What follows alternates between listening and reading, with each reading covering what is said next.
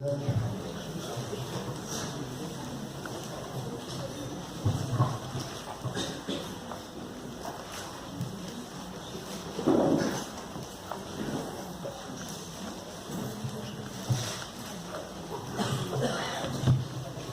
durante esses 30 anos nós tivemos assim, grandes conferencistas que atravessaram durante vários ciclos de conferência, né, quer dizer, Marilena, José Miguel, Gerard Borraine, Zé Neto da Moda Peçanha, mas de alguns anos para cá, mais ou menos as mutações praticamente, a gente trouxe um grupo fantástico de conferencistas, né? Quer dizer, a começar pelo Vladimir Sapato, Pedro Duarte, Francisco Bosco e o nosso queridíssimo Guilherme Wislich. É a nova geração que tem dado a contribuição fantástica, inestimável, aqueles que estão muito mais centrados nesse novo mundo e trazem a reflexão muito mais aguçada. Não é que os outros estejam sabendo, mas eu acho que eles têm muita mais percepção do que está acontecendo hoje. E o Guilherme Wislich é uma pessoa muito especial nesse trabalho. Né? Quer dizer, ele é professor de arquitetura e urbanismo, tem vários livros publicados, e vocês já conhecem o trabalho dele através dos ciclos de conferência. Meu queridíssimo Guilherme Wislich, eu passo a você a palavra. Muito obrigado.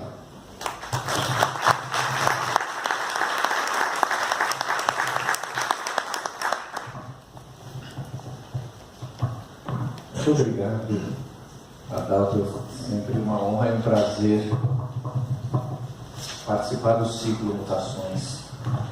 E eu nunca vou deixar de dizer que o Adalto é meu mestre. Então, isso renova sempre meu orgulho de estar aqui com ele e com vocês. Antes de fazer qualquer primeira consideração de introdução ao tema, eu queria começar passando um pequeno vídeo que dura 7 minutos, então é um vídeo curto. Eu peço a paciência de vocês para assisti-lo. E ele serve de introdução. Aí depois disso eu inicio a conferência. Apenas um esclarecimento. Esse vídeo foi feito pela equipe da Bienal de Arquitetura de São Paulo, da qual eu era o curador em 2013, a partir do material do geógrafo português Álvaro Domingues, que é professor na Faculdade de Arquitetura da Universidade do Porto. Ele escreveu um livro que eu gosto muito, que se chama A Rua da Estrada, e o material desse livro foi condensado nesse vídeo. Rua da Estrada é uma expressão que nós não temos aqui no Brasil, mas eles têm lá. Essa expressão se refere justamente a um ponto médio, um híbrido entre a estrada e a rua, isso é, aquelas ruas que saem da estrada, são as ruas que não são nem bem estrada, nem rua, elas são um meio do caminho entre via expressa e cidade. E um pouco a ideia da pesquisa dele é mostrar que exatamente esse meio de caminho, isso que ele chama de paisagem transgênica, é o que vai tendendo a se transformar o mundo, as nossas cidades, quer dizer, tanto o campo quanto as cidades vão desaparecendo em nome desse outro gênero, né? Então, vejamos lá. A rua da estrada é um princípio simples de urbanização, um dispositivo de vida em comum. A maior parte das casas são casas muito simples, de quem não tem dinheiro para grandes ostentações, nem capital cultural para exercícios de estética erudita.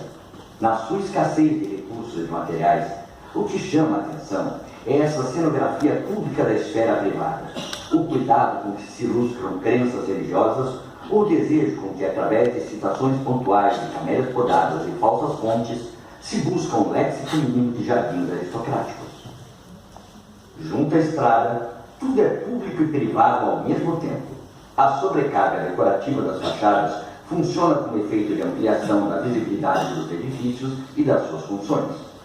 A regra geral é não ser igual ao que está ao lado ou em frente. O caso aqui é o de saber se em definição é útil ou inútil. A diluição entre o público e o privado é acentuada pela presença do mobiliário de jardim, o produto comercializado, mas também o que poderia estar lá se houvesse de fato um jardim. Uma janela funciona como balcão e como transição entre o espaço privado de uma cozinha e a rua da estrada. O preço é simpático e a variedade é suficiente. Aqui o dispositivo está à escala do pedestre. Se o cliente for automobilista, parará mais à frente e virá a pé experimentar o salgadinho. A feira é um embrião de cidade de nômades. A estrada mercado é como uma corda onde tudo se pendura.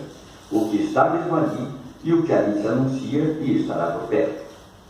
A rua da estrada é mais trajeto que lugar, mais relação que forma. Tudo pronto, portanto, para que a gênese do centro possa aí também se desenvolver. Não é o Clyde Oldenburg, nem os seus objetos agigantados. É publicidade. E é gigante para se ver bem numa reta onde não se cumprem os limites da velocidade. Cada um por si. Unidos venceremos.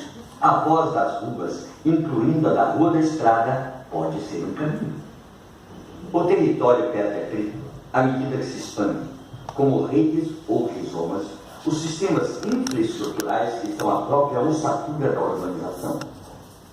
A intensificação dos sistemas e redes de próteses tecnológicas aprofunda cada vez mais a condição tecno-humana.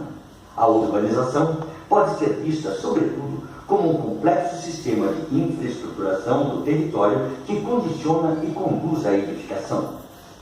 Quando parece que já não pode vir mais nada, eis um viaduto voador de uma autoestrada. A distinção entre a entrada da garagem e a entrada da casa tornou-se quase imperceptível. Perdeu-se a entrada da casa? Entra-se pela garagem ou pelo interior do estabelecimento? Não interessa muito.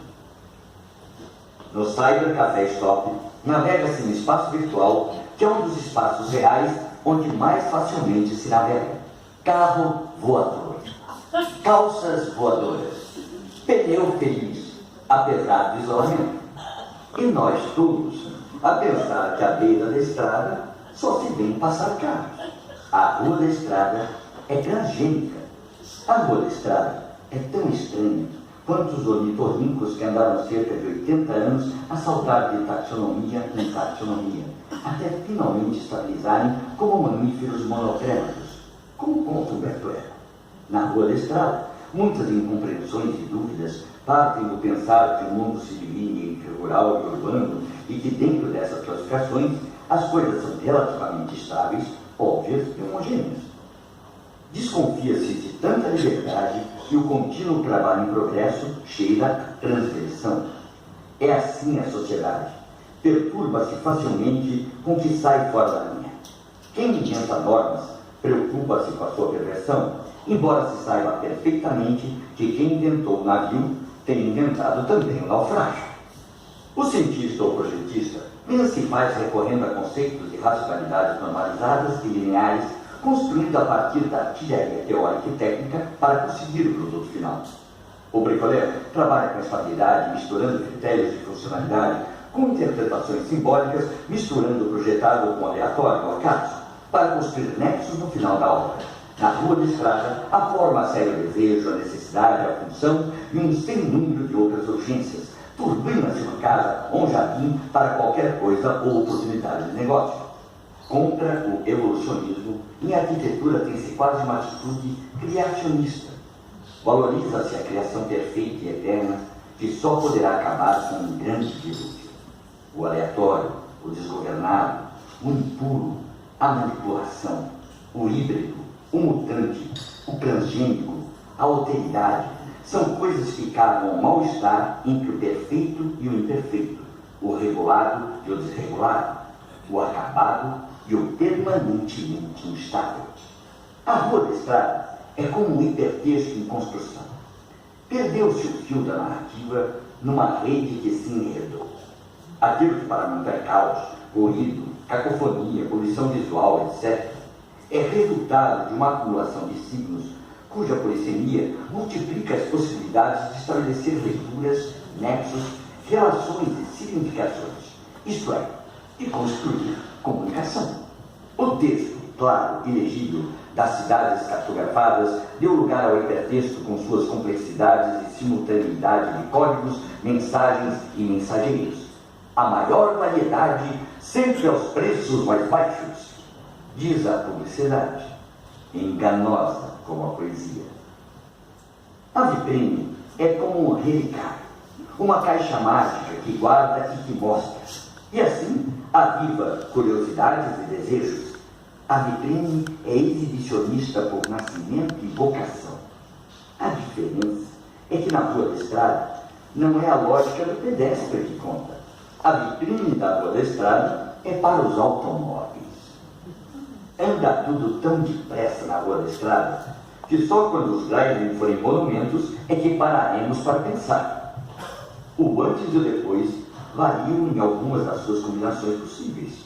Antes uma coisa e depois outra, antes pequeno e depois grande, antes à frente e agora atrás, hoje o que era, e amanhã não se sabe se continuará a ser.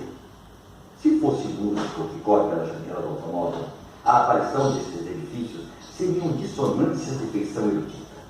Parecem deslocados ali. Basta atravessar a estrada, não usar um plano frontal e logo aparece um mundo que os rodeia. Asfalto e leões pensativos como esfinges, admirando a obra do mestre Cisa. Lista de coisas de frente para trás. Estrada, erva, ramos secos de funcho, terra lavrada semeada com feijões, muro, edifícios de escritórios sob pilotes, estufas de culturas hortícolas, casas, telhados, fio elétrico e azul celeste um tanto nevoado pela proximidade do mar. Objetivamente, tudo é claro. Pneus em primeiro plano, um novíssimo painel fotovoltaico e um velho celeiro. Especificidades locais, tecnologias globais e reciclagem combinam-se no registro fotográfico de um curral. O caráter transgênico da paisagem exprime-se na aparente ilegibilidade das coisas heteróclitas vistas simultaneamente no mesmo lugar. Da metamorfose da cidade para o urbano, ficou a nostalgia da cidade moderna, a máquina de habitar, os lugares do ócio e do negócio. Os tempos modernos eram a racionalidade, a técnica, a hierarquia, a especialização, a reprodutibilidade, o genérico, o universal. A cidade moderna seria branca ou metálica, alinhada, empilhada, arrumada. A luz e o sol preencheriam os espaços entre edifícios e o nevoeiro só seria permitido ao fundo. Por cima, o céu e a rede iguais. Basta atravessar a Rua da Estrada para perceber a colisão dos mundos. Quando o global se generaliza, o local é a própria expressão da globalização. A cultura erudita em forma de arquitetura está entre uma pedreira com vestígios arqueológicos e a eterna cultura popular da horta, da vinha e da couve galega do norte de Portugal. O futebol joga-se no campo e o pensamento lhes une o que os olhos veem. Na literatura abundante sobre cemitérios, não escasseia a metáfora da cidade dos mortos, a necrópole. Quando a cidade se mudou para a estrada, o cemitério também, ainda que só por apontamentos de simulacro. É que os cemitérios são também dos vivos e das suas representações públicas da morte. Está tudo certo, portanto. Se a questão permanecer ainda muito complicada, ponha-se uma pedra sobre o assunto.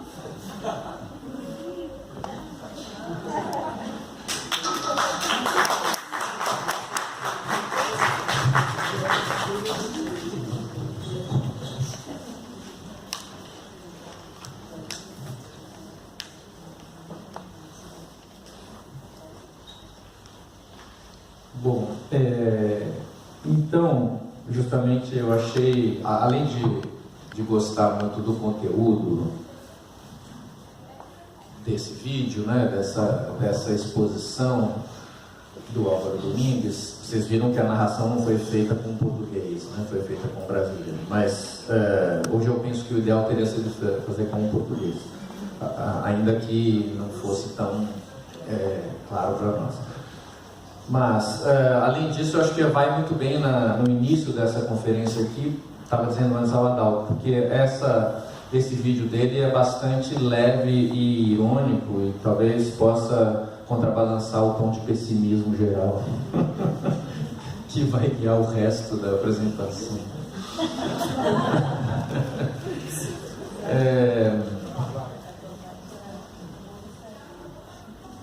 Dissonâncias do progresso. Estamos de novo diante de mais um desafio colocado pelo Adalto.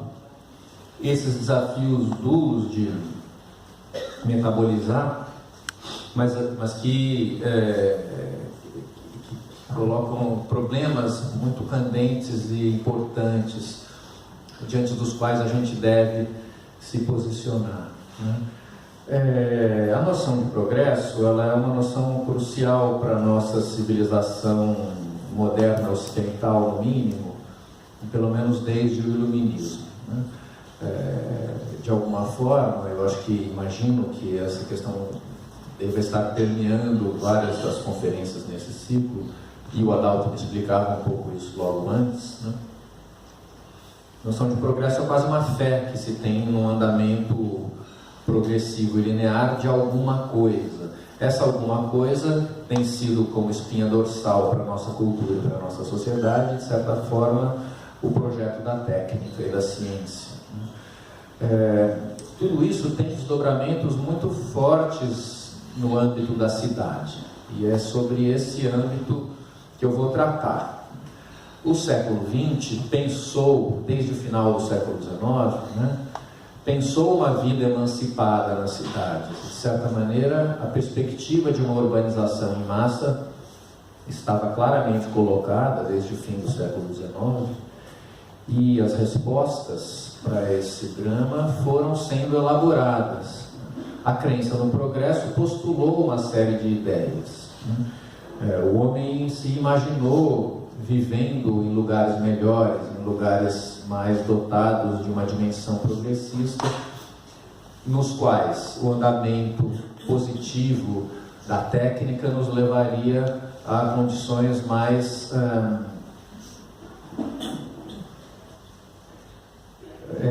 desenvolvidas de vida coletiva no espaço das cidades.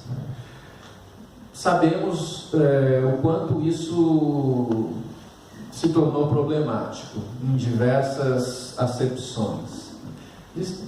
Para início de conversa, é preciso lembrar que a base da nossa visão sobre a vida em sociedade, no Ocidente pelo menos, se estruturou sobre a dicotomia campo-cidade. Aliás, o Adam Smith diz isso claramente, né? Que a história da riqueza das nações é a história do eterno comércio entre o campo e a cidade, entendendo aí que há uma relação de dualismo bastante clara. E não é à toa que justamente a Inglaterra, o país que fez a Revolução Industrial, foi o país que mais desenvolveu uma noção de paisagem como algo puro e intocável, né? O paisagismo inglês, as pinturas de paisagem, o próprio paisagismo, a idealização do campo como um lugar que não seria ofendido pelo desenvolvimento urbano. Esse vídeo que nós vimos aqui na introdução, o Álvaro Domingues diz, né, um dos pressupostos da ideia é que Portugal é o último país rural da Europa. Quer dizer, que Portugal seria ainda o lugar onde, de alguma maneira, o universo físico e simbólico do campo sobreviveu por mais tempo, mas já está agora completamente comprometido. Quer dizer, essa ideia, portanto, que está em Adam Smith, que é fundadora da nossa cultura e sociedade, essa separação entre a cidade e o campo, tendeu a desaparecer, né?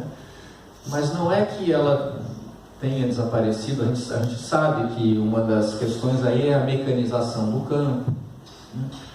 A produção de commodities, mas não apenas isso, quer dizer, não é que haja também uma urbanização total. Na verdade, o que tende a haver, e o que a gente vai percebendo, é a criação desse híbrido entre cidade e campo, que é dominado por uma espécie de paisagem transgênica, como ele chama aqui, ou de uma paisagem banal, né, tomada pelo consumo e pelo sentido do deslocamento permanente. Isso dá insumos para pensar, e aqui é o título da minha conferência, os conceitos de não lugar e de cidade genérica, que eu acho que descrevem de maneira muito poderosa o estado atual da nossa vida em sociedade e o modo como ela se desdobra no urbano. Bom, o conceito de não lugar é um livro, remonta a um livro do antropólogo francês Marc Augé, que é um livro que saiu no Brasil no início dos anos 90, ele foi escrito no final dos anos 80 na França, portanto uma referência importante da antropologia urbana, e que de alguma maneira retoma e desdobra ideias que estão em Michel de Certeau, sobretudo, mas também em Jan Starobinski, nas suas observações sobre o sentido de experiência e o lugar como um espaço praticado. O Michel de Certeau trata muito disso. A gente pode lembrar, inclusive, o filme O Céu que Nos Protege, do Bertolucci, que é feito sobre um livro do Paul Bowles, que faz uma diferenciação muito importante entre o turista e o viajante. Aquele casal que se deixa perder-se na África profunda, né? Eles têm um grande orgulho de serem viajantes e não turistas, porque diferentemente do turista que apenas passa de maneira distanciada pelos lugares e coleciona imagens, né? E não se transforma em absoluto, portanto não tem a experiência do lugar, o viajante ele tem a real experiência do lugar, ele se deixa afetar e transformar. No livro, no filme, isso ganha um aspecto trágico, porque eles se deixam afetar tanto que entram em riscos reais, né? Mas essa questão que é muito desenvolvida pelo Michel de Certeau, também é um tema do Henri Lefebvre, ela incide quando justamente o Marc Augé está tentando criar uma interpretação por oposição a essa, isso é, ele está diante de um mundo para o qual o sentido da experiência está se perdendo. Por isso que eu estou com essa imagem parada aqui na tela, ainda muito no início da apresentação, mas o Alain de Botton é um desses escritores que escreve sobre encomenda, sobre qualquer coisa. Então, chamado para desenvolver um assunto, ele vai lá e faz. Nesse caso, é uma encomenda interessante, no mínimo, porque encomendado pelo aeroporto de Heathrow para viver dentro do aeroporto durante uma semana e escrever um diário dessa experiência. Isso se colocar exatamente dentro do vórtice da ideia do habitar o não lugar. Porque o que é então o não lugar? Tal como o Marc Augé desenvolve. O não lugar tende a ser cada vez mais os lugares com os quais nós lidamos na vida contemporânea. Isso é, os lugares de passagem, sobretudo. O não lugar é um lugar que não tem nenhum sentido identitário, né? Que não conserva uma relação de identidade de qualquer pessoa, do usuário com aquele lugar, nem também um sentido histórico. Ele simplesmente é um lugar onde se tem uma relação contratual. Você está de passagem naquele lugar e você é uma identidade que usufrui certas qualidades daquilo, você pode consumir, mas você está em trânsito e aquele lugar é anódino e estéril. Então, os não lugares são sobretudo os terminais de transporte, e a gente sabe que esses terminais, como grandes aeroportos, sobretudo, e esses grandes aeroportos, esses grandes terminais, foram recentemente se fundindo com outros programas equivalentes, como por exemplo hotéis, centros de convenções, shoppings. E essas fusões geram imensos complexos de edifícios contemporâneos que estão exatamente ligados a esse sentido de deslocamento e de não pertencimento. O Marc Augé não usa a palavra pós-modernidade, ele usa a expressão supermodernidade, mas os não-lugares, o livro se chama Não-Lugares, Introdução a uma Antropologia da Supermodernidade. Isso é, seria nesse estágio da modernização, a supermodernidade, que coincide temporalmente com a ideia de pós-moderno, a partir dos anos 70, com ampliações sucessivas ao longo das décadas recentes, né? A proliferação desses, eu estou chamando de lugares, esses não lugares, porque é difícil achar um termo, mas a proliferação, portanto, desses ambientes, né, em que nos percebemos o tempo inteiro como cidadãos de consumo, não são cidadãos, né, sujeitos de consumo em lugares de impermanência e de deslocamento, de transição, né? Então, centros de consumo, mas também autoestradas, né, e baixos de viadutos. Aí começam a aparecer as pessoas que habitam os não lugares, né? Muitos moradores de rua, pessoas que justamente encontram abrigo nesses espaços desertificados e que fazem a contrapelo desses não lugares, mas passam a ser lugares surreais, bizarros, né? Justamente em absoluto não confortáveis, não pensados para uma apropriação verdadeiramente real de um sujeito, de um corpo humano em interação. Antes de prosseguir, vamos andar um pouco aqui, algumas imagens acho que são interessantes a gente ver, até porque o tema do não lugar se tornou uma espécie de moda na arte contemporânea. Os artistas foram percebendo, e sobretudo fotógrafos, que há uma recorrência, uma aparição cada vez mais impressionante desses espaços meio absurdos, né? Sobretudo esse fotógrafo polonês fez um livro inteiro sobre o assunto, com fotos muito impressionantes. Gosto muito dessa, por exemplo, né? Que vão aparecendo esses acúmulos de infraestrutura urbana, de elementos viários feitos para circulação expressa, e justamente os restos de espaço da vida pedestre, quer dizer, o simulacro daquilo que vai sobrando nos interstícios desses lugares que acabam sendo os lugares de maior investimento de dinheiro, né? Infraestrutura pública ou privada posta para a circulação incessante. O próprio capital se identifica, né? O capital em sua mobilidade permanente se identifica muito com esse sentido de impermanência, e o resultado é, em grande medida, a desertificação das cidades por onde esses equipamentos passam. Mas, quando vistas por grandes fotógrafos, como é o caso desse fotógrafo com um sobrenome quase impronunciável, por isso que eu nem ousei pronunciar aqui, mas Peter Bialobrzewski, Lost in Transition chama o livro. Eu espero que vocês tenham conseguido ler a legenda aqui, né? Tem uma piada com o filme da Sofia Coppola, né? Lost in Translation. Quer dizer, os edifícios crescem em escala, o aspecto monumental e de não pertencimento e desertificação contrasta com a aparência miúda de onde isso chega no chão, de onde é que alguém ainda vai circular por uma calçada que já quase não existe. Resquícios de construções antigas que vão sobrando no meio de áreas onde grandes desenvolvimentos imobiliários vão surgindo.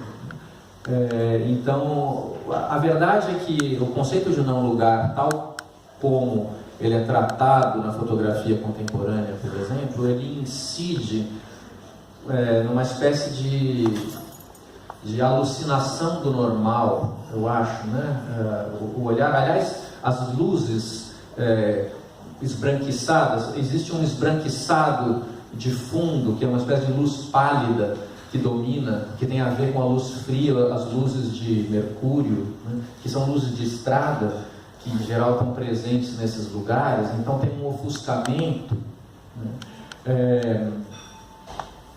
E com essa luz branca, essa espécie de ofuscamento, ou essa luz de estrada que passa a dominar o cenário urbano, acontece, a impressão que a gente tem ao ver essas fotos é como se a gente estivesse diante de cenas em que há um salto quântico entre uma coisa super contemporânea e alguma coisa que resta de uma dimensão que se perdeu para trás no tempo, né? Como se não houvesse mediação. E justamente a ideia do não lugar é essa, né? Ele substitui qualquer intermediação histórica. Então, os usos que vão sobrando, né, no meio dessas coisas são quase surreais diante dessas paisagens totalmente desenhadas pelo consumo e pelo deslocamento. Opa, pulou aqui. Não. Pulou. Vejam, então essa é a última dessa série do Bialobrzezski, que vai captando cenas desse tipo de transição, Lost in Transition, mas são transições onde não há transição, na verdade, né? São saltos bruscos, por isso o Lost. Você passa de uma situação ainda quase rural, de uma pequena comunidade, para uma cidade global direto, né? sem que houvesse processo histórico, sem que houvesse construção. E esse gap, esse grande vazio é que a própria questão, porque o não lugar ele se impõe de uma maneira autoritária. Outro grande fotógrafo que tem trabalhado sobre a questão é o Martin Parr, né, que é uma espécie de Andy Warhol da fotografia, porque o Martin Parr sai em busca de cenas da bizarrice do mundo do consumo, né? Mas ele próprio, Martin Parr, fica tão meio também bobo como o Andy Warhol, que a gente não sabe se ele está fazendo isso criticamente ou se ele também é isso, né? A verdade é que esses trabalhos, já desde os anos 90 ele vem fazendo, portanto ele vem antecipando cenas cada vez mais correntes, né? Eu comecei falando aqui da diferença entre o viajante e o turista. É evidente que o turista ganhou, né? E cada vez mais as hordas e as massas de turistas que vão pisoteando os lugares históricos e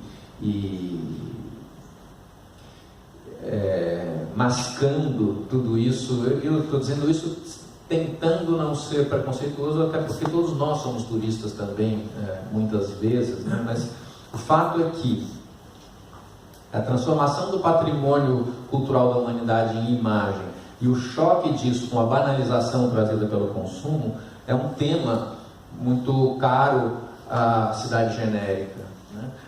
Ao não lugar. E o Martin Parr é um intérprete disso.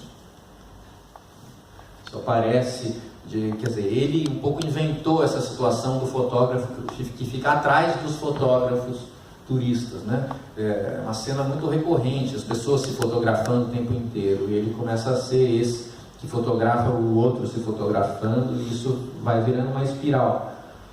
Um outro trabalho importante, conhecido dele também, já um tanto antigo, é uma série chamada Bored Couples, quer dizer, os casais, os casais entediados. E ele provavelmente, eu suponho, ele faz essas fotos sem permissão, né?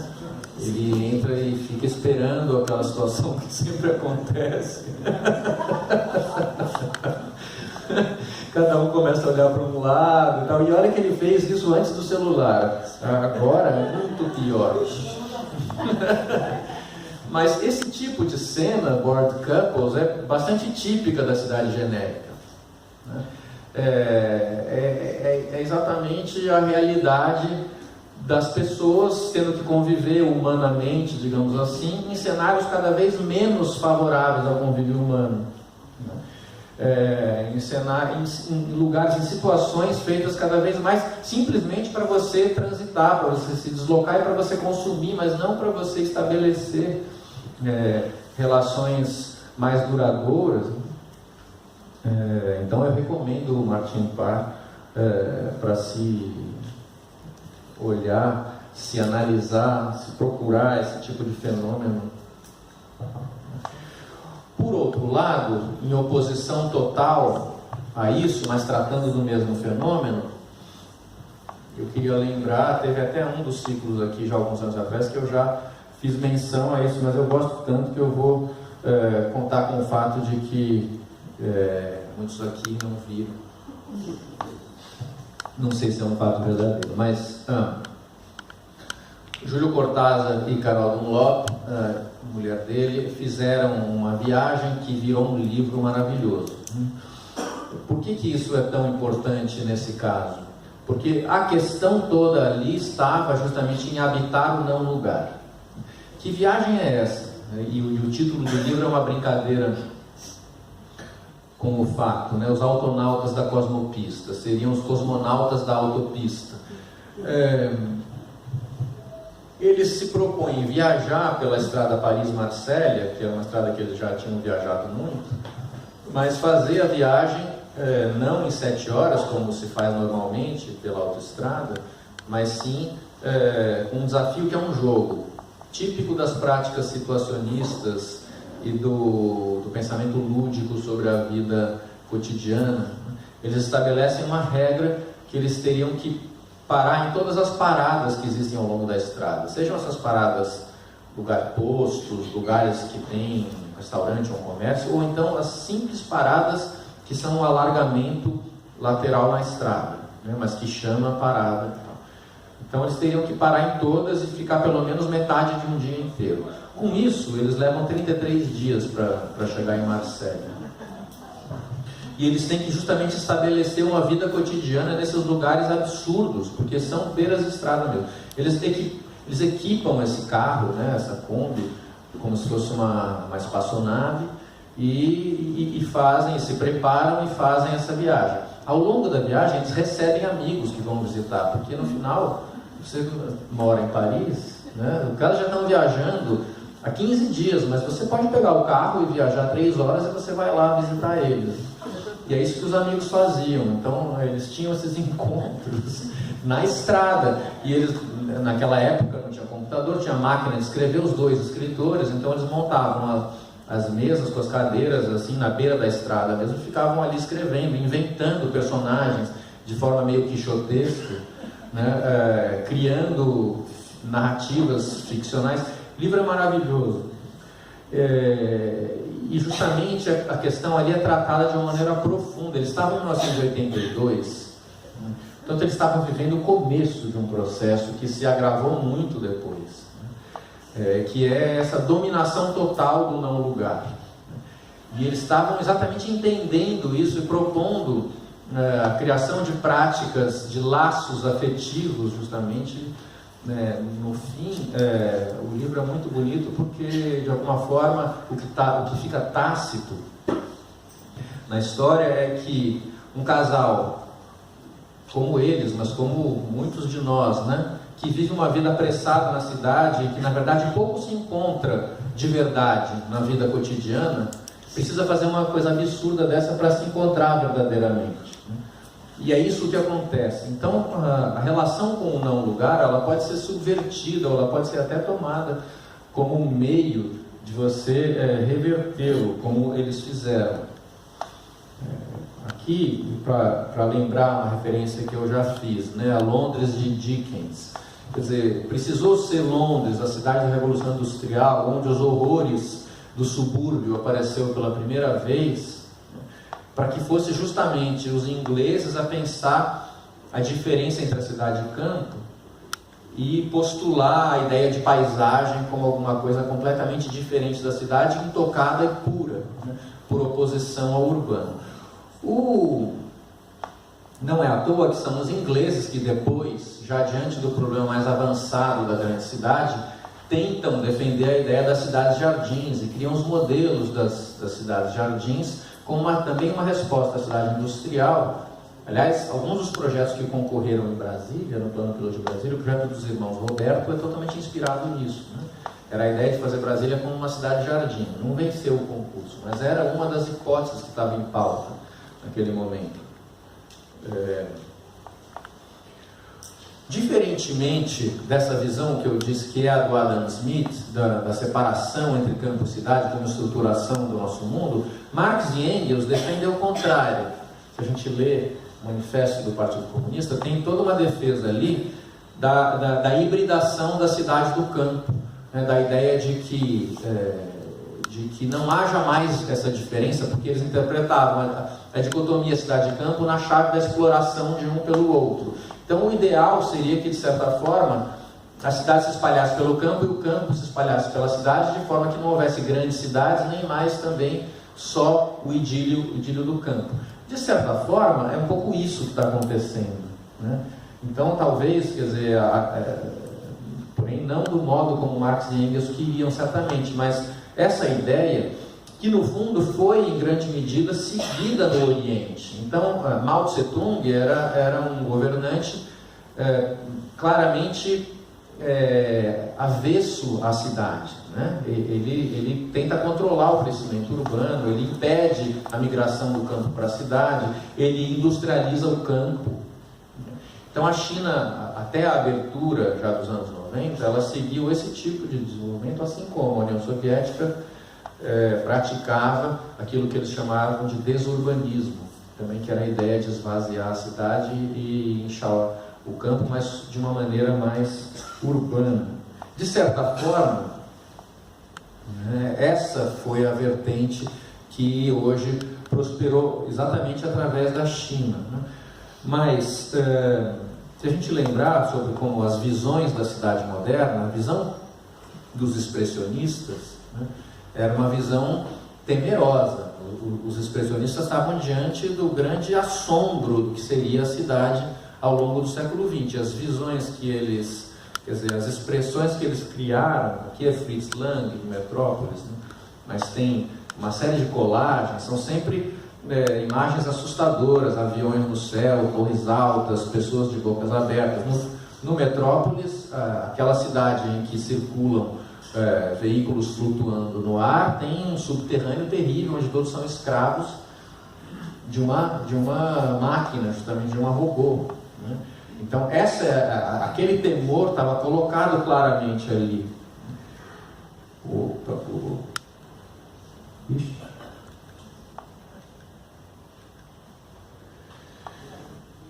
Que é uma visão que a gente vê chegar até Blade Runner, de certa forma, né?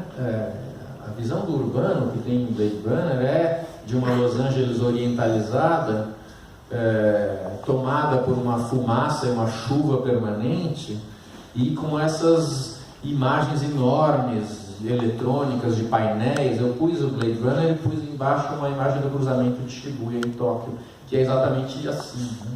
Que é uma Times Square oriental. Essas são, digamos, visões de um assombro que é em tudo oposto ao idílio pacificado do Le Corbusier e dos urbanistas modernos, que imaginaram a cidade moderna como lugar, a cidade verde cortada por autopistas. Esse era o modelo da Carta de Atenas, era o modelo da Ville Verte, que é essa cidade verde, quer dizer, seria uma cidade-parque. A proposta, então, quando eu comecei aqui, o que se imaginou para a cidade do futuro? A grande aposta, né, foi essa, uma cidade que se transforma em bucólica, que assume o espaço público como a sua natureza, mas que se fecha em torres e que se comunica através de autopistas e automóveis. No fundo, essa visão, apesar de ser moderna, e a gente associa o movimento moderno a uma série de ideais democráticos e ideais públicos, há uma intenção pública no fundo de tudo isso que é muito nobre, de certa forma, mas esse ideal já é o ideal, na verdade, da cidade-estrada e da cidade de shopping centers, porque essa entronização da vida urbana dentro dos edifícios, a gente sabe que nessa cidade verde todo o sentido do conflito, do contato humano, dos pedestres, do choque, da multidão, desaparece, né? É exatamente isso que queria ser eliminado, e foi. A gente tem que admitir que, no fundo, essa visão foi vitoriosa, né? E foi criando situações assim. Esse tipo de espaço desertificado, no fundo, não é um erro, ele é exatamente o desdobramento desse mesmo raciocínio que leva a situações como Brasília, o campus de cidades universitárias, né, que se transformam na própria imagem da cidade como um todo. Onde a dominância passa a ser o deslocamento e o sentido do espaço público é substituído por essa noção do estar permanentemente em trânsito. Então, as dissonâncias do progresso claramente acabam nos levando para aquilo que o arquiteto Rem Koolhaas, que esse é o outro texto fundamental que estrutura essa minha apresentação, um texto chamado Cidade Genérica, do Rem Koolhaas, que é um arquiteto holandês contemporâneo muito importante, e que dentre os arquitetos contemporâneos é o que mais passou a refletir de uma maneira lúcida sobre o estado das coisas no mundo atual. Ele diz: a cidade genérica, que é o lugar onde nós estamos, ele é o produto da evacuação da esfera pública em nome da circulação. E outra frase bastante contundente, eu vou procurar aqui para não errar, eu gosto dela. Ele diz assim, porque o outro texto que complementa a cidade genérica é um texto chamado Junk Space, que é o espaço lixo, né, que é exatamente também a cidade genérica. Diz: o Junk Space é o que resta depois que a modernização seguiu o seu curso, ou mais concretamente, é o que se coagula enquanto a modernização está em marcha. Ela é o seu resíduo. Qual é a ideia aqui? A ideia é que os arquitetos e os urbanistas imaginaram a modernização da cidade com altos ideais da cidade-parque, da esfera pública. O que aconteceu foi, de certa maneira, a sequela daquilo, né? Para se chegar naquilo, chegou-se de maneira bastarda. Quer dizer, essa maneira bastarda é a consequência, é o junk space, é a cidade genérica, né? É aquilo que vai se produzindo no vazio do pensamento, né? Como o Adalto procura marcar aqui nos ciclos, essa é uma tônica importante do tipo de reflexão que o Adalto traz, né? Precisamos procurar entender e atentar o que é que a nossa civilização, a nossa cultura está produzindo no vazio do pensamento, porque as coisas vão se fazendo, de certa maneira, imaginando certos resultados, mas os resultados bastardos é que são as consequências mais claras. Raramente se chega exatamente naquele lugar em que se gostaria, né? Porque outras questões operam no meio do caminho. Então, as sobras, os resquícios, os resíduos, esses lugares só de deslocamento, sem sentido de permanência, devotados ao consumo e não ao estar, são as sequelas de um arsenal, né, de ideias que não era tão sólida assim, né? Digamos, era um pensamento talvez superficial demais,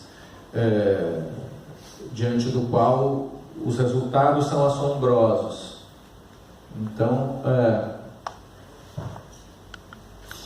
uma das imagens mais impressionantes dessa ideia é Los Angeles vista de cima.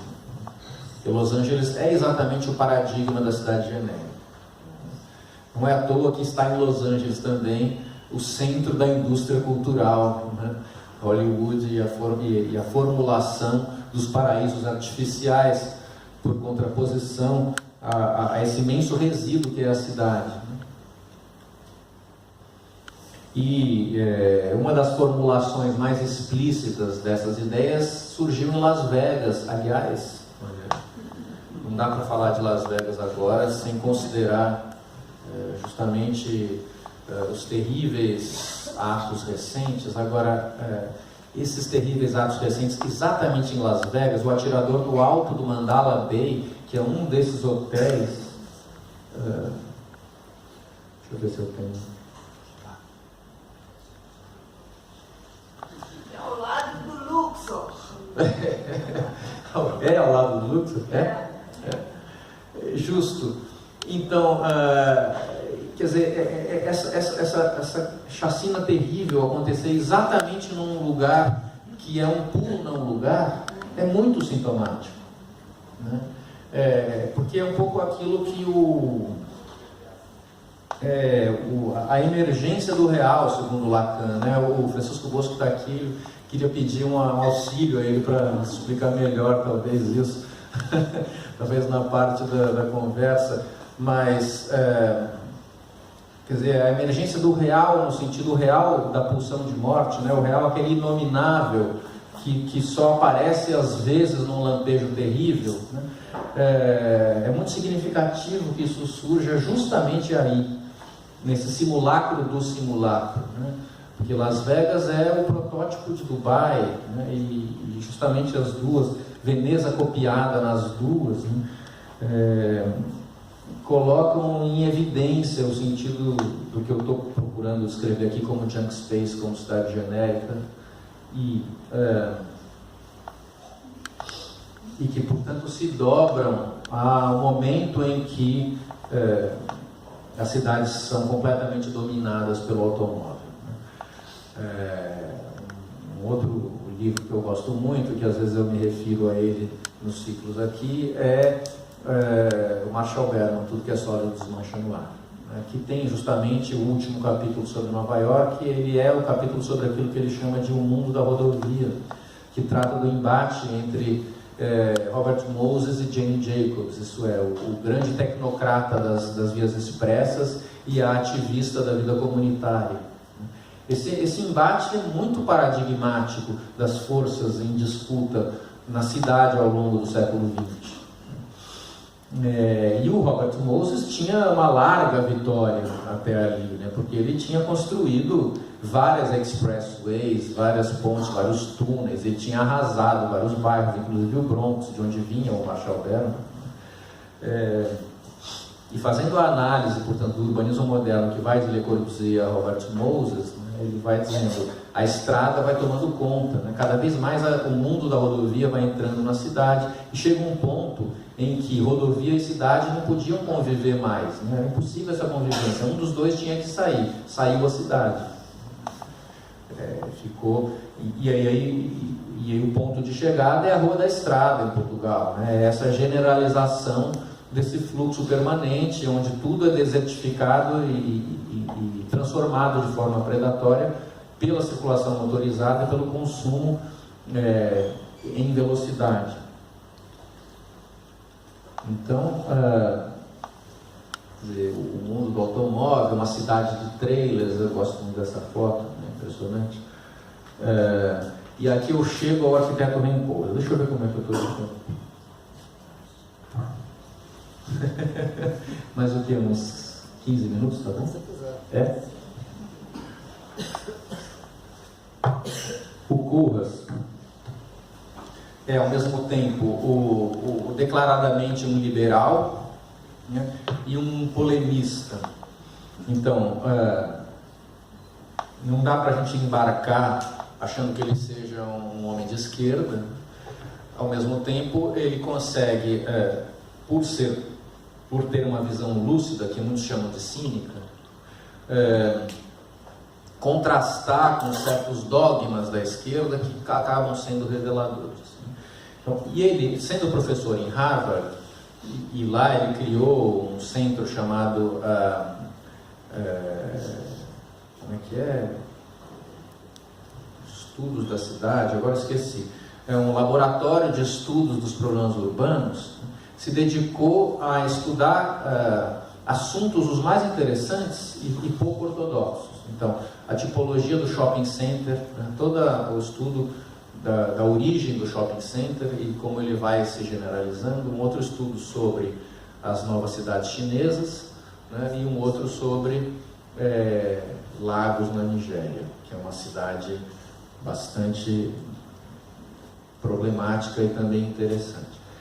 Ele vai fazendo colagens. O escritório dele se chama OMA, que é Office for Metropolitan Architecture. Dentro do OMA ele cria um outro braço chamado AMO, que é o contrário, que é uma parte do escritório que cuida de textos e publicações. E é dentro desse braço publicizante do escritório onde ele vai fazendo suas publicações e criando essas ideias. Aqui ele faz uma colagem, né, transforma na palavra IES as moedas, o ien, o euro e o dólar, como uma grande aceitação, né, de brincadeira.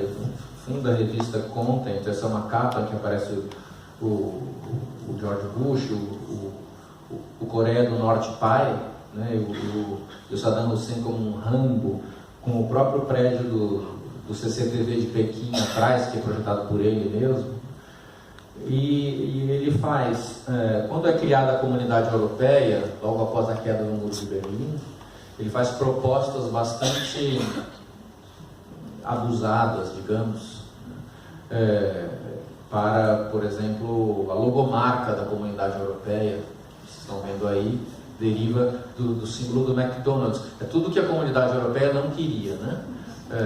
Se identificar com o capitalismo mais abjeto dos Estados Unidos, mas ele está dizendo, no fundo, talvez seja isso, é uma marca, é uma trademark, assim como ele propõe uma bandeira que é um código de barras que sai das bandeiras dos diversos países, mas vira essa grande abstração coletiva.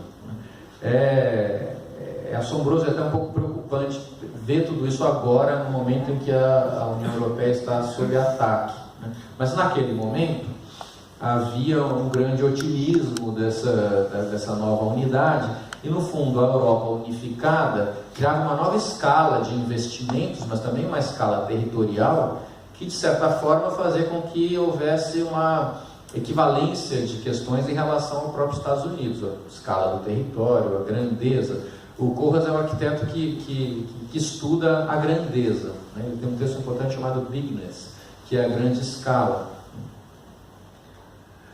E cai na mão dele justamente um projeto muito significativo desse período, anos 90, que é a reequalização da Europa unificada, né?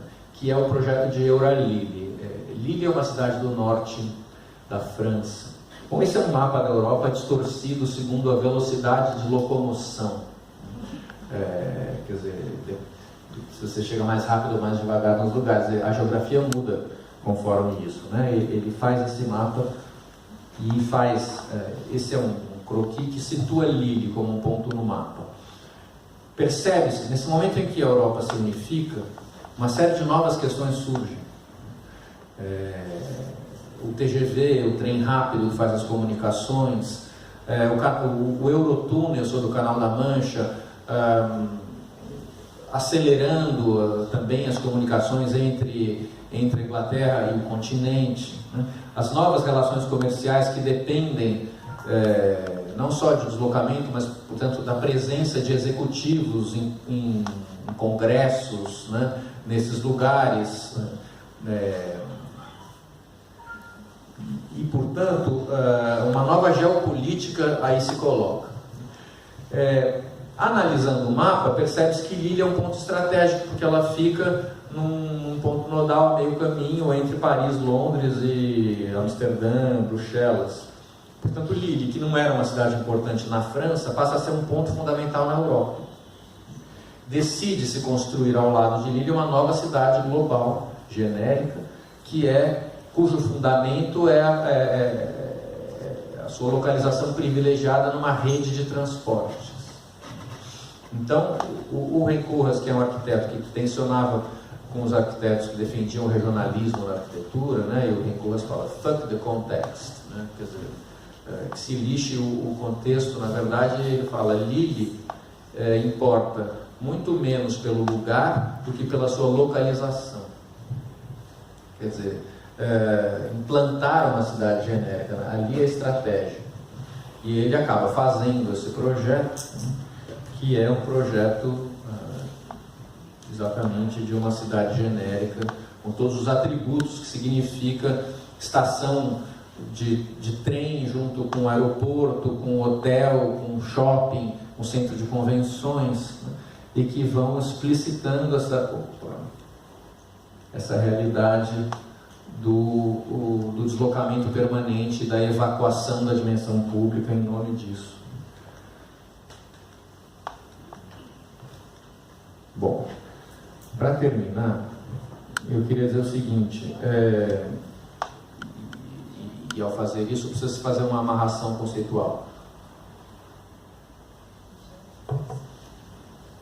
Eu me referi ao conceito de não lugar e ao de cidade genérica, e também ao de paisagem transgênica, são as expressões que são títulos dessa conferência, como uma dimensão em que, pelo consumo e pelo deslocamento, o nosso mundo vai sendo dominado por esses lugares de não pertencimento, né? Portanto, diz o Rencourt no texto Cidade Genérica, a cidade genérica é uma cidade sedada, né? Uma cidade da amnésia, um lugar onde as coisas não são significativas mais, né? Elas são só como que resultados, como sequelas de um processo que foi desencadeado, mas que as pessoas já não estão mais no domínio dela, do processo. No entanto, se a gente ficar pensando a realidade urbana contemporânea só na chave, digamos nessa chave, que é a sequela da modernização, é o resultado bastardo daquilo que não foi a cidade moderna, a gente perde toda uma dimensão fundamental, importante, que é o outro lado dessa história, que é o planeta favela, né? Que é aquilo que eu estou usando a expressão do Mike Davis, que tem um livro importantíssimo chamado Planeta Favela. Quer dizer, no fundo, a cidade genérica ela não é tão dominante assim, né? Ela é formada, ela na verdade é um conjunto de enclaves fortificados no meio de planetas favela. Então, é preciso pensar tudo isso de uma perspectiva muito mais ampliada. Estava ruim a cidade genérica, né? Mas ela era justamente o lugar dos privilegiados. Existem dimensões que estão muito pior, de certa maneira, né? Porque, como vai mostrando o Mike Davis, a grande favelização que se deu nas cidades do terceiro mundo a partir dos anos 70, né, e que hoje até diminuiu na América do Sul, mas aumentou na África e em certos lugares da Ásia, né? Esse processo de favelização crescente, ele tem ocorrido,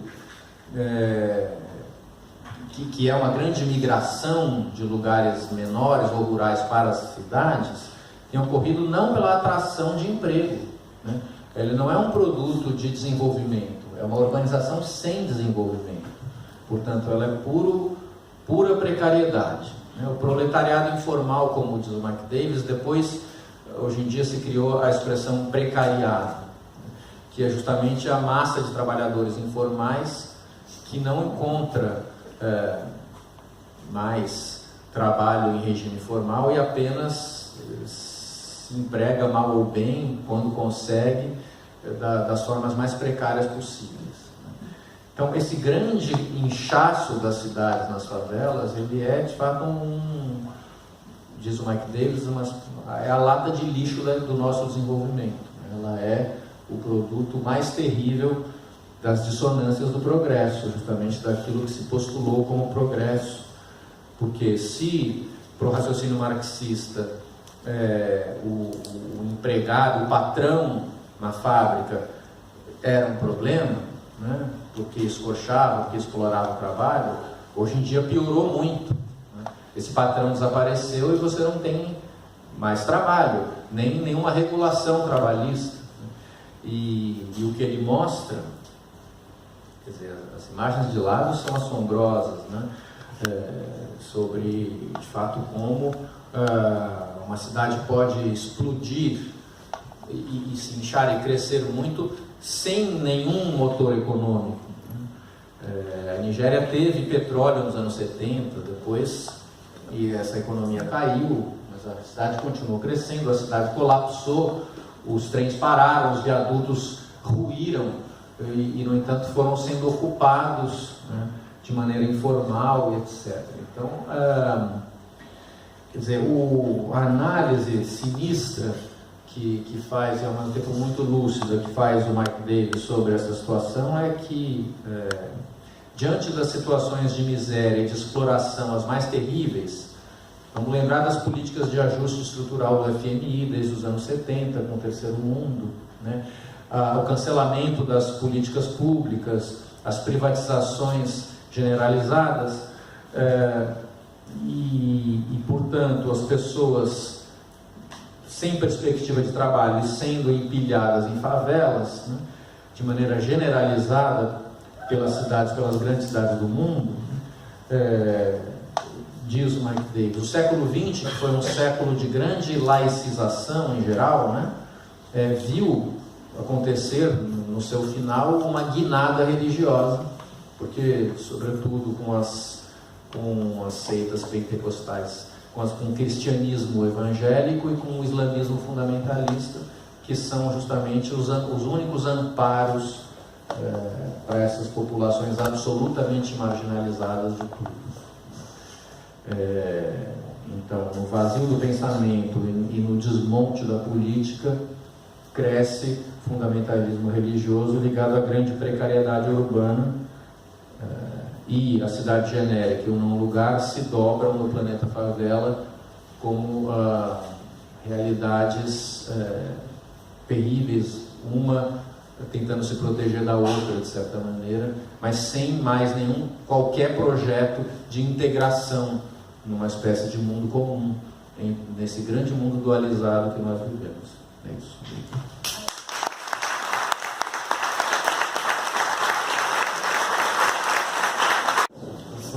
Triste da conferência, mas iniciar por debate.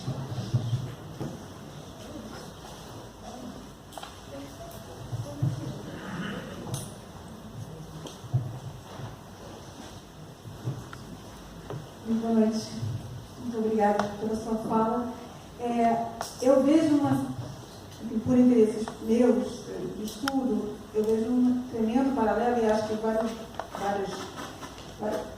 parte do vocabulário que você usa nessa discussão de arquitetura é o mesmo vocabulário que se usa no mundo digital hoje, né?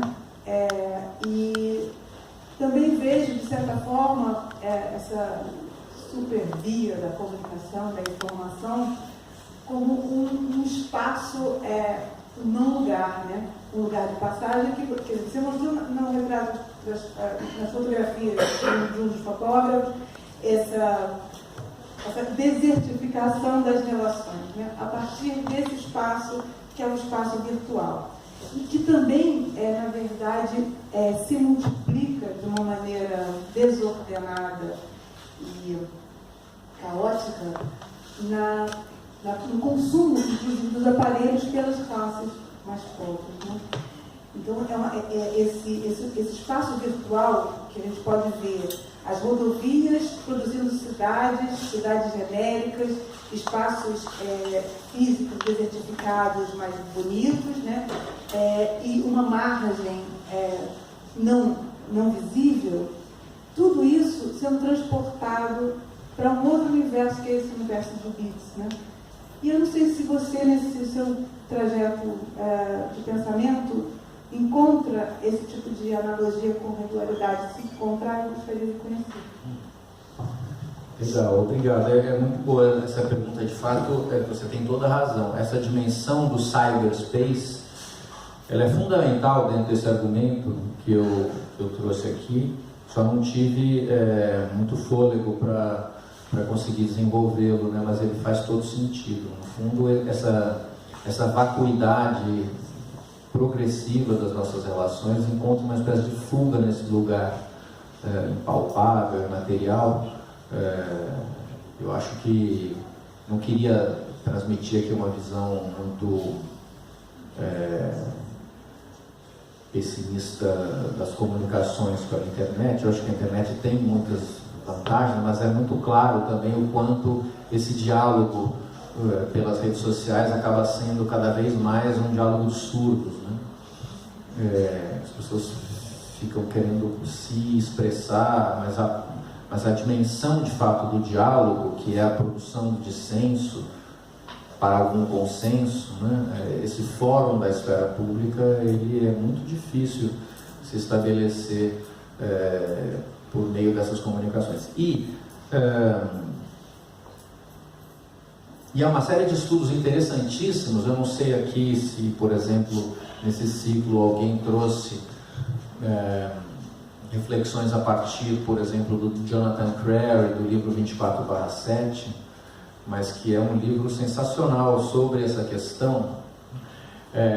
24/7, o capitalismo tardio e os fins do sono. 24/7 é uma expressão que se usa mais em inglês, né, mas que é usada para nomear esse tempo, que é o tempo de 24 horas por dia, 7 dias por semana, né? Esse regime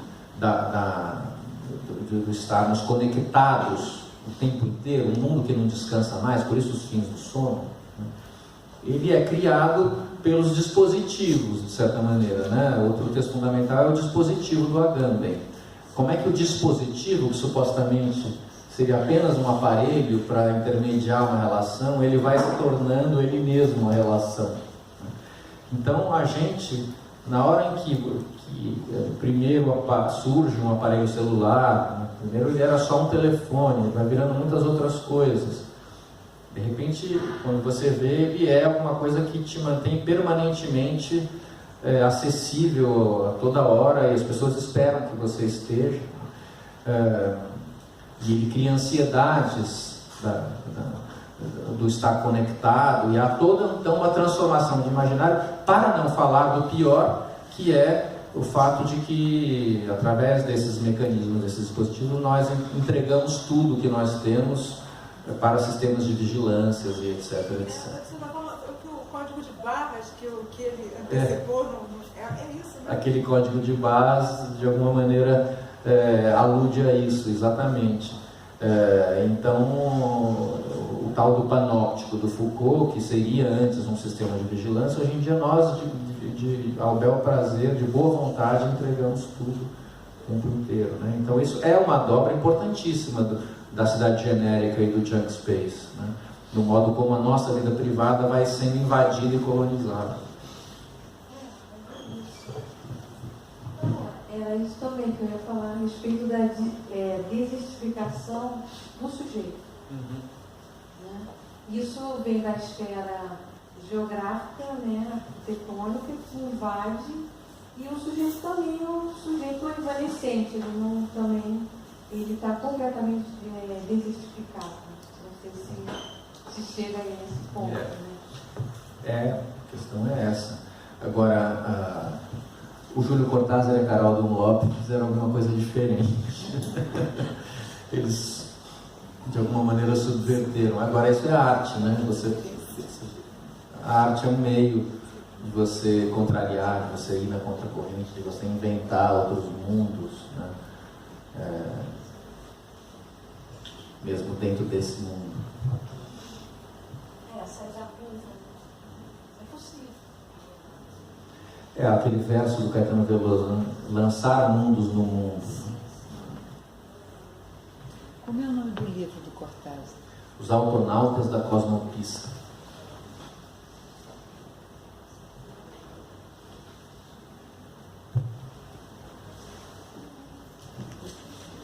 Eu queria fazer uma pergunta.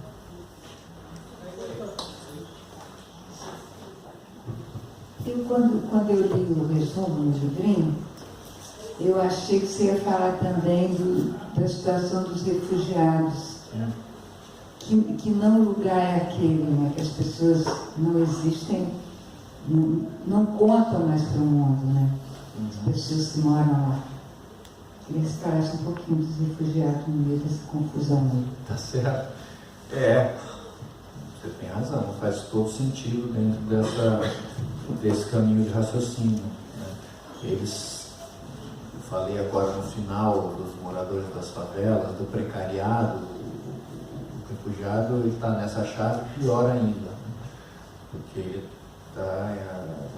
o estar em trânsito dele não é voluntário, né?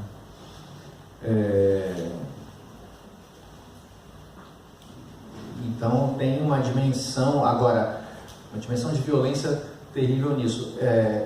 Isso é bem lembrado também no seguinte sentido, tentando ser um pouco positivo, né, dentro desse assunto, uma perspectiva de leitura bastante deleuziana, né, tende a ver o nômade urbano como um sujeito que se investe, tomando os termos de Deleuze, das armas de guerra contra os aparelhos de captura, né? Isso você pode ver, por exemplo, Nelson Brissac faz leituras interessantes assim, né? Como o sem-teto como sendo o personagem que pode ser o agente da transformação, porque ele carrega consigo, ele não está preso na propriedade privada, ele não tem os bens, e ele portanto, esse nômade que vai na contracorrente, ele pode dar uma dimensão estriada ao espaço liso do capital, no sentido de criar rugosidades e promover transformações. Talvez a gente possa achar que o refugiado possa ser mais ainda nesse sentido, porque se o refugiado, se a figura, né, estou falando alegoricamente, a figura do refugiado conseguir encontrar, for dado a ele meios de criar uma tensão de fato no lugar onde ele chega, sendo ele portador de todo um conhecimento que é diverso, que é distinto, que é alheio, né? Que possa, portanto, no lugar onde ele chega, tensionar, é uma perspectiva de imaginação que possa ser interessante no contexto dessas cidades genéricas, né? Eu gostaria de pensar assim, talvez.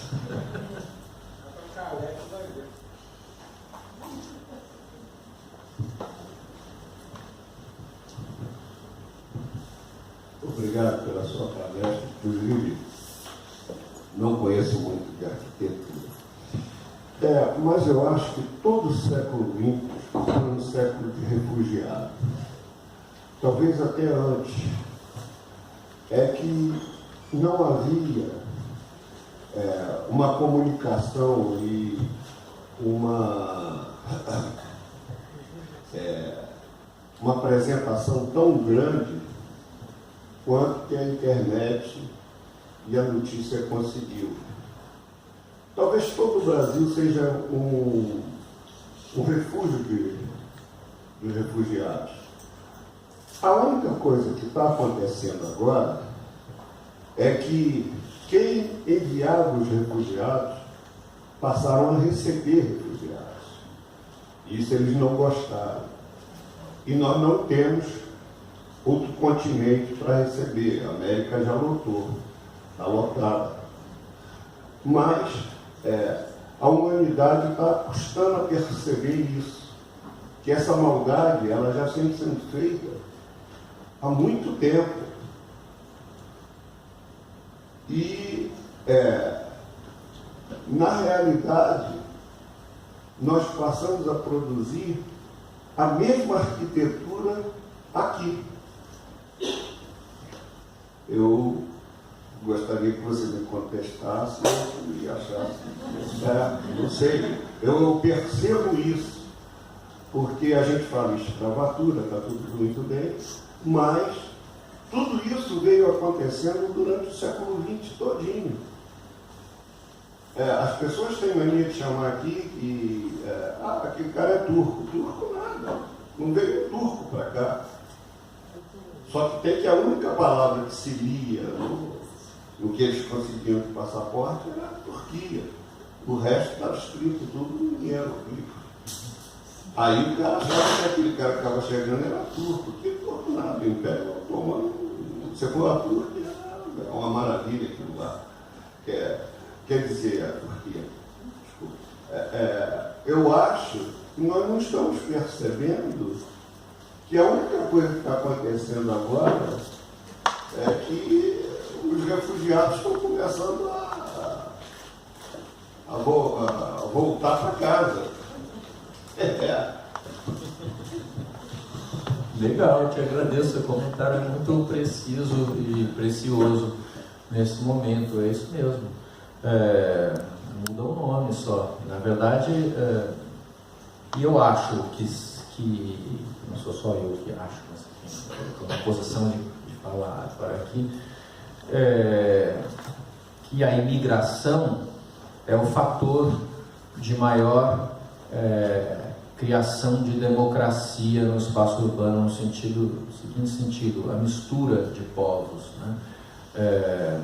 Eu sei que você está se referindo à violência, eu não queria desconsiderar isso em absoluto. O Brasil recebeu escravos que vieram da África desde há muito tempo, em situações de grande violência. Depois recebeu, sem falar nos povos indígenas que estavam aqui, e tudo foi feito com eles, mas depois recebeu imigrantes de muitas regiões que vieram em situações bastante precárias, né? Esses chamados turcos, que eram sírios e libaneses, sobretudo, são alguns deles, mas de diversas partes, e em grande medida os países que tiveram grande imigração e migração acabaram criando culturas que são mais plurais e mais democráticas, no sentido de tolerância é uma palavra péssima, né? Mas de lidar com as diversidades, né? Não é à toa que os grandes fundamentalismos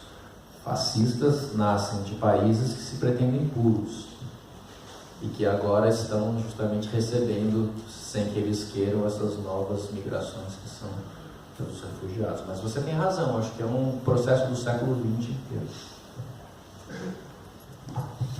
Bom, antes de encerrar, eu gostaria de relembrar a vocês que na sexta-feira nós vamos ter o Antônio Cícero, que vai falar exatamente sobre a questão da relação entre razão e progresso.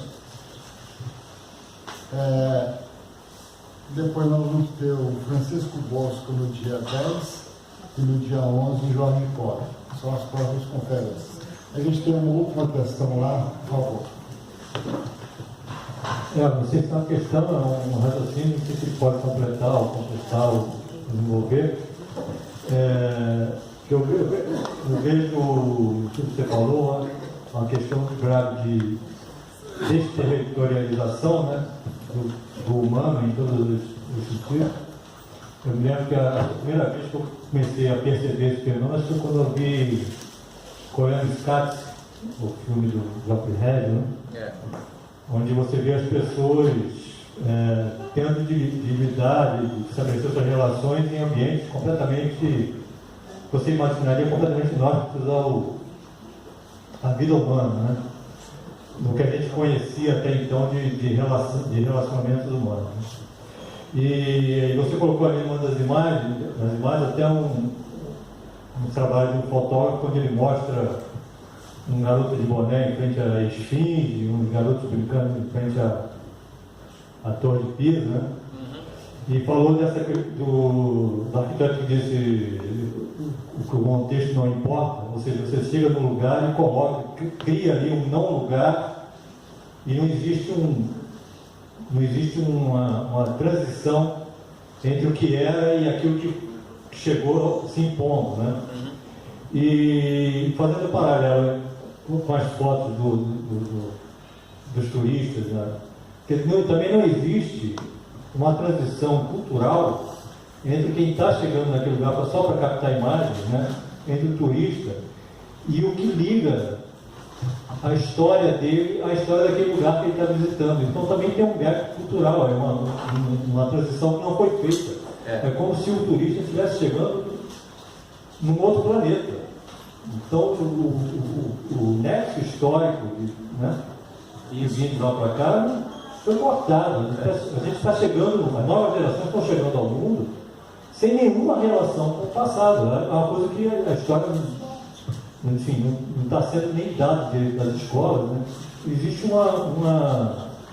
corte cultural aí, educacional aí, eu não sei se isso é deliberado, entendeu? Se todo esse mecanismo de produz em não lugares, se são operações deliberadas de alguma parte, mas eu sei, o que eu vejo, para fechar minha fala, é que o não humano, uma coisa que é muito inóspita para o ser humano, está se estabelecendo de uma forma generalizada. Eu vejo como o ser humano como a identidade, né? Uma coisa muito difícil, cada vez mais difícil de se estabelecer. Você tem um tipo de ser humano genérico, não só a cidade genérica, mas tem um ser humano genérico. Imagina um ser humano com aquele camarada vestido com aquele macacão cheio de marcas, e é como se a personalidade dele fosse as marcas coladas no macacão. É uma identidade feita de fragmentos de coisas, de consumo. Entendeu? Não sei como é que você desenvolve isso, mas eu vejo isso assim, se você for construir uma nova cidade, você vai procurar um lugar, tipo uma floresta, um descampado. Você não vai destruir uma cidade existente para construir outra. Então, significa que a natureza é o espaço do ser humano, entendeu? É o espaço que você não vai destruir uma cidade, já construir e fazer outra. E como você não tem essa coisa de destruir uma cidade para construir outra em cima, você vai criando esses favelas, esses lugares completamente estranhos, entendeu? Onde o ser humano já não se reconhece mais. Você fez uma leitura, acho que bastante condizente com a apresentação que eu fiz. E acho... agora, eu não gostaria de ser assim tão catastrofista em relação ao humano, né? Eu aposto, eu espero que a inteligência se fecunde também nos momentos de maior estupidez, né? A gente sabe que às vezes os momentos de crise são momentos favoráveis às mutações, e as mutações podem nos surpreender, às vezes até positivamente. Agora, acho que sim, sobretudo na arte, quando a arte alcança uma dimensão reveladora, eu acho que as fotos do Martim Parr são muito boas porque elas dão essa dimensão. Não sei se o humano se corrompeu em absoluto, mas através dessas fotos a gente sente que sim, né? A gente tem, um boné escrito boy diante da esfinge do Cairo, é tenebroso, né? É inaceitável, não dá para olhar para aquilo, né? De alguma maneira, então, essa ignorância, essa burrice, ela fica muito explícita, né? E a gente fica com essa impressão. Eu não quero dizer que seja isso, mas um artista como Martim Parr dá essa dimensão. Bom, Guilherme, muito obrigado pela sua bela conferência.